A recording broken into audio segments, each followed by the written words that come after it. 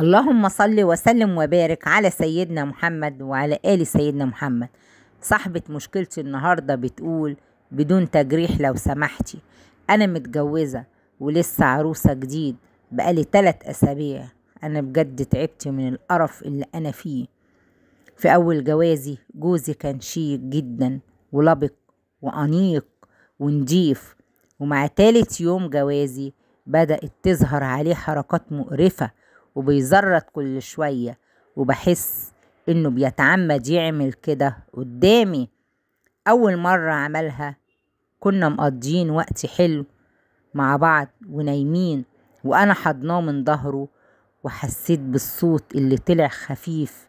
قلت أكيد مش قاصد، وإذ فجأة جالي صرع من طاحونة التزريط اللي طلعت في وشي، وقمت أجري وقلت له: إيه القرف ده؟ ما تقوم تدخل الحمام.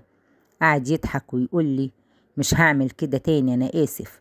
الكارثة الكبيرة إن كنت عازمة خالي ومراته وبناته اللي هم من نفس سني، وماما وبابا واخواتي، وخلاص كنت هحط على السفرة آخر حاجة وكلهم قاعدين، ويجي فجأة عامل نفس صوت طحينة التزريط بس على أعلى. أنا دمي اتحرق لما لقيت مرات خالي وماما وبابا واخواتي وبنات خالاتي بيبصوا لبعض وبيضحكوا، حاطين وشهم في الأرض علشان ما يبصليش. وقعد بكل برود أعصاب ياكل، واليوم عدى وأنا طول اليوم منهارة من العياط بسبب الموقف المحرج ده. وكلمته بعد ما الناس مشيت بقوله: ليه تكسفني قدام الناس؟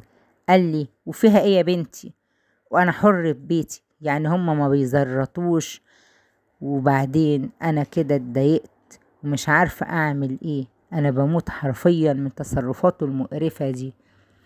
بص يا حبيبتي، هو يروح لدكتور باطنة يكشف قولون وياخد علاج ان شاء الله يظبط الدنيا ويعمل تحاليل. ممكن يكون عنده شوية تقلصات، انتفاخات، يعني انت ما لاحظتيش عليه الحاجات دي في فترة الخطوبة؟ اللي ما تتحملش زراته ما تستاهلش تبقى مراته. المهم علينا، هو انسان كده بقى يكشف ويشوف التحليل وكده، بصراحة حاجة مقرفة. بس هو يظبط نفسه، يشوف تحاليله ويشوف دنيته ايه. وانت نبهتي عليه شوية تعدل ولا لا؟ وبعدين انت بقالك 3 شهور وبتشتكي، يعني اصبري شوية كده، شوية يظبط الدنيا ولا يعمل ايه. بس اكيد هو لو راح لدكتور الدنيا تظبط معاه. قولولها انتوا ايه رأيكم في الكومنتات. ما تنسوش لايك واشتراك في القناة. في امان الله.